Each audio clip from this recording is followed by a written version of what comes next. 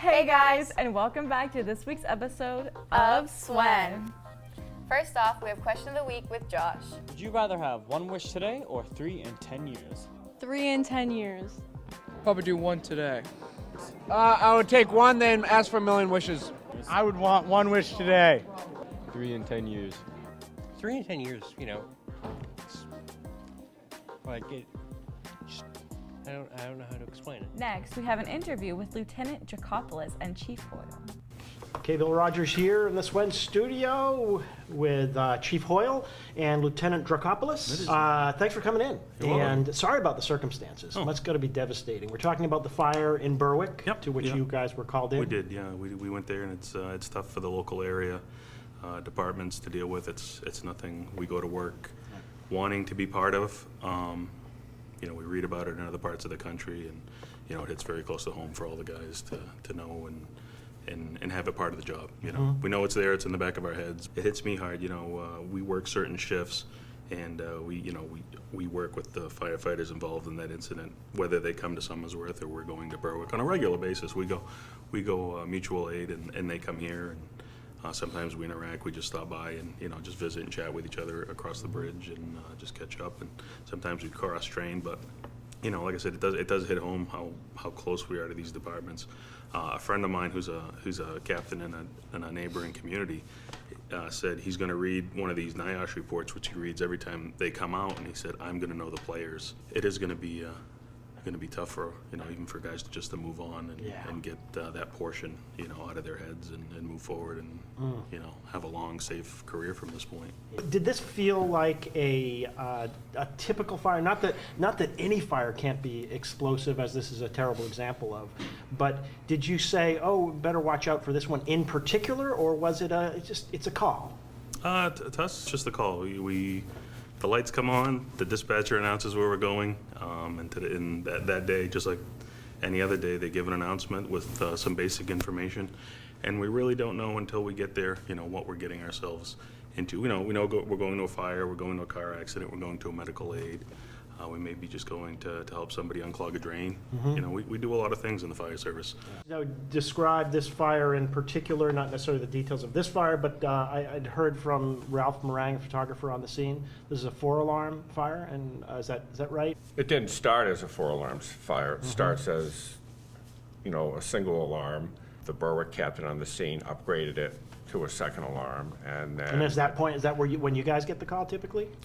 If it's no, close... for Berwick, we go right away. Yeah. We were dispatched with the initial. When Berwick was toned, within 30 seconds, we were toned along with them. It's called automatic aid.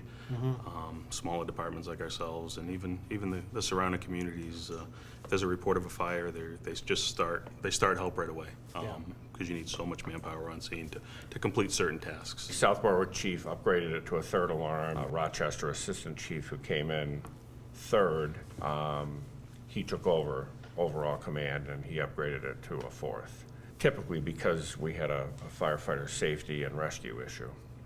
At what point during the call did things get considerably more dangerous, explosive? Jim was on the 2nd truck in, and actually I look at what Jim did as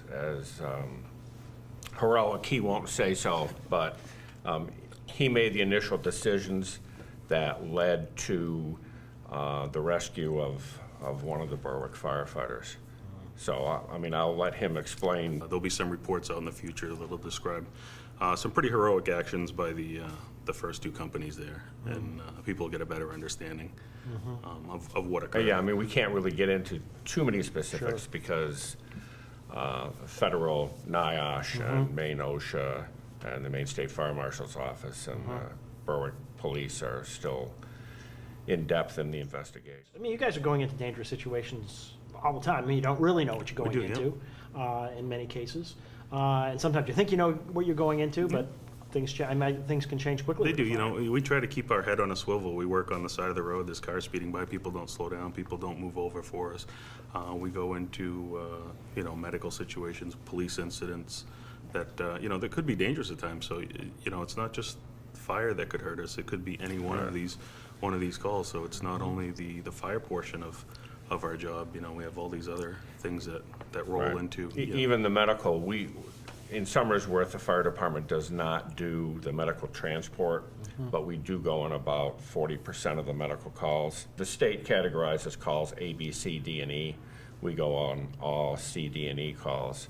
And especially now with the proliferation of the opiates, there's always the fentanyl issue that our people can come across at any time. This is a rare event for, thank God, for a firefighter to die in the line of his work. Yep.